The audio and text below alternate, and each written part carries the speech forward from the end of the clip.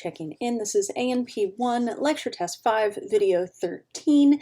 This is the third time I'm recording this video, so fingers crossed. I've cleared the memory, I've done everything I can think of, and the test videos record, and if this doesn't record, I'm gonna have a minor meltdown, which you will never know about because this won't have recorded. All right, so what I had been doing was covering these next few slides to cover the picture, basically all of page 14, and go through it. We've got it all down on paper, but go through it together, just talking through what happens. I know you've got the notes down, but sometimes we need kind of to go through it without having to stop and write things down. So I was doing that and covering page 15, but I'm going to try just doing this part, and maybe shorter videos will actually record. Knock on wood. Okay, so let's talk about action potentials, because that's more fun than talking about videos not recording. Okay, so we're going to start with a red pen color here, and we're going to start with the resting membrane potential, the resting transmembrane potential, which is right here. It's negative 70 millivolts, as you can see in their little picture. Now, let's talk about exactly where we are in this picture and exactly what we're looking at. We went through this chart bit in the last video. So let's talk about this. So this is the cytosol, which is the fluid of the cell, the intracellular fluid. And this will be the extracellular fluid, ECF, the interstitial fluid, although there are technical differences that don't affect us. So that makes this the cell membrane, which is, of course, a phospholipid bilayer. And as we've discussed, the cell is relatively negative on the inside and relatively positive on the outside. Measuring that transmembrane potential is this little machine right here, as it were, showing you that the difference between how negative it is inside compared to the outside, it's 70 millivolts more negative compared to the outside. Okay, so we have these purple bits and these orange bits. Purple bits are a little smaller, and you can see in the key down here, just like a map, we've got a key. The purple ones are sodium ions, and these others are potassium ions.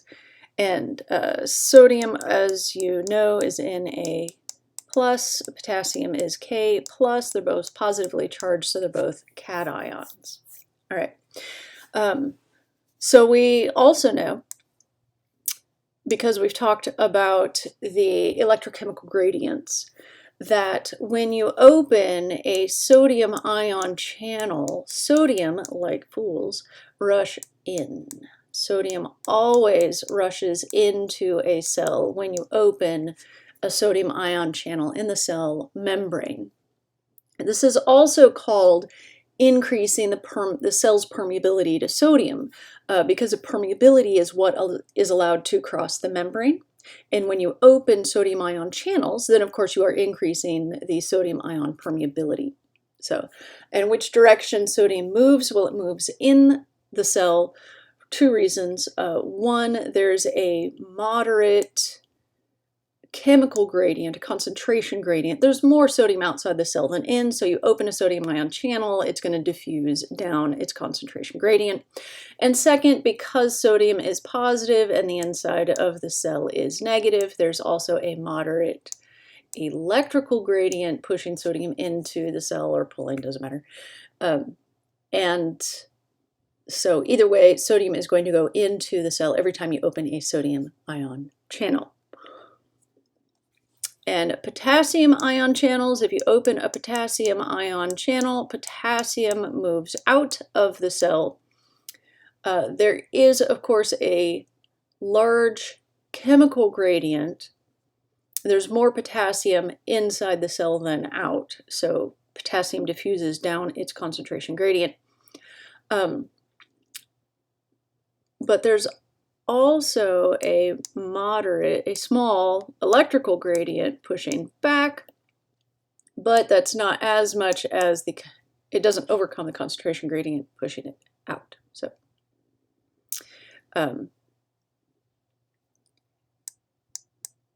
yeah, I think I said all that right. I said it right the last 2 times I tried to record this video. Does that count? I know it doesn't count. It's easy. All right, so here's the other part we need to talk about. We need to talk about these right here. This is a voltage gated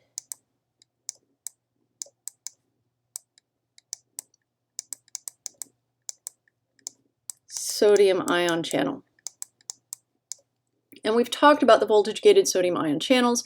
We've said they have an activation gate that opens at threshold at -60 millivolts, and they have an inactivation gate that closes at peak, +30 millivolts.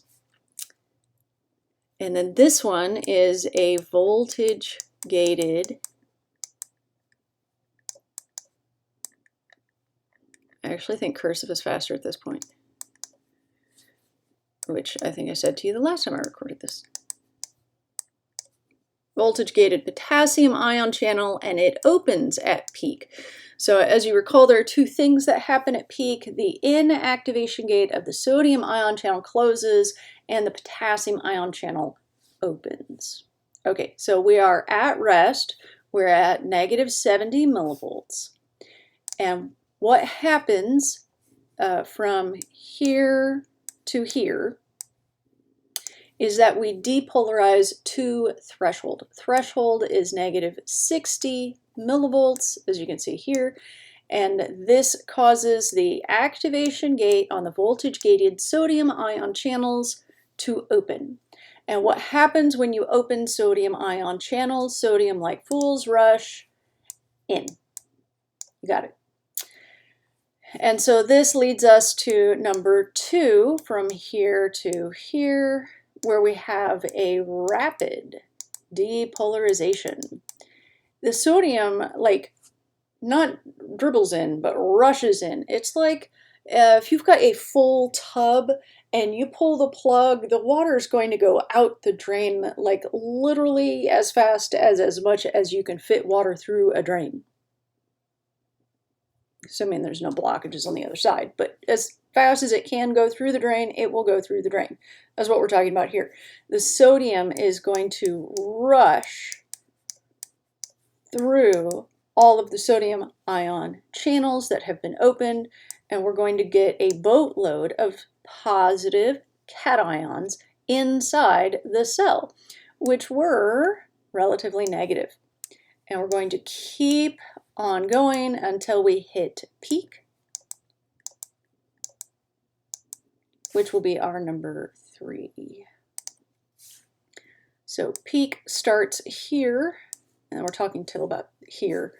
So 2 things happen at peak. The inactivation gate on the sodium ion channel closes, so we stop getting positive ions in, so we stop going positive on the chart.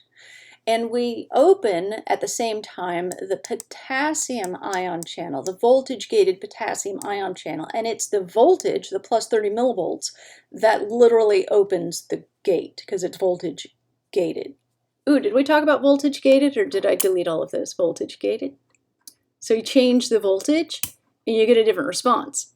Change the voltage, change the voltage, change the voltage, change the voltage. Like a light switch. So the voltage gated ion channel opens because so many sodium ions have gone into the cell that it brings it up to plus 30 millivolts, which closes that inactivation gate on the sodium ion channel and opens the potassium ion channel. Potassium, as we know, goes out of the cell. So now instead of gaining positive ions, we're losing positivity, which is called repolarization. So we're headed back to resting. But as you'll see, we're going to overshoot it, because when we hit the right voltage, this potassium ion channel will close.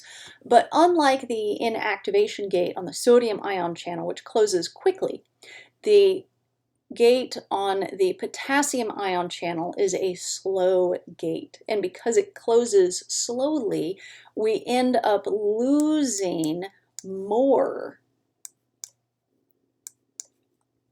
ion. So instead of ending up here at our resting membrane potential of negative 70 millivolts, we're even further from threshold,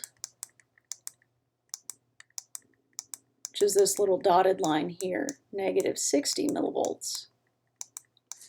And we end up at around negative 80 millivolts, or this picture even says negative 90 millivolts. And so we're just that much physically further from threshold. It's that much harder to start an action potential.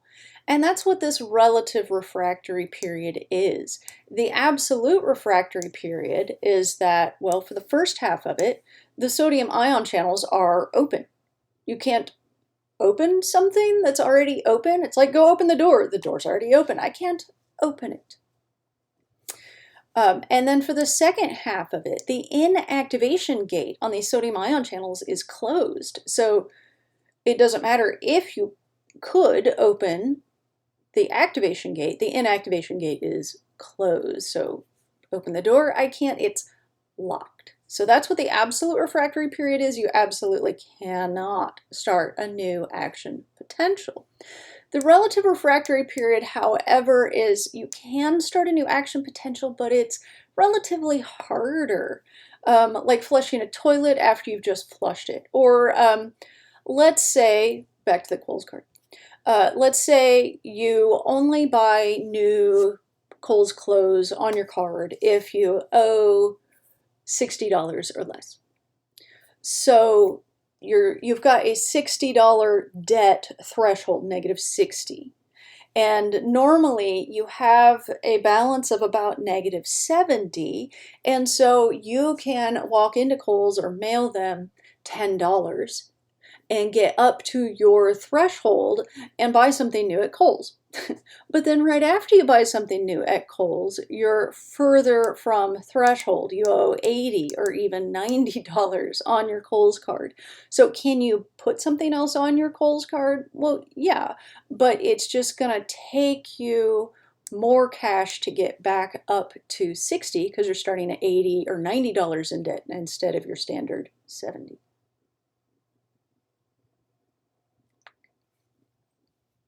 All right, so that's the relative refractory period. You can start a new action potential, but it's relatively harder. And this part where we're more negative than our resting membrane potential of negative 70 millivolts is called hyperpolarization.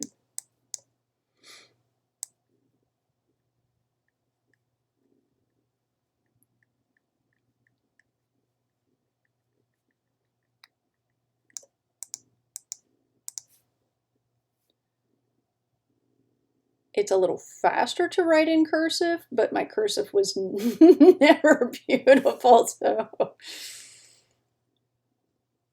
going to assume at some point, because they actually stopped teaching cursive in schools for a while. I think some of the schools took it back up, but I'm not sure everyone knows how to cursive anymore. Anyway, that says hyperpolarization. So then we go back to resting potential. Okay.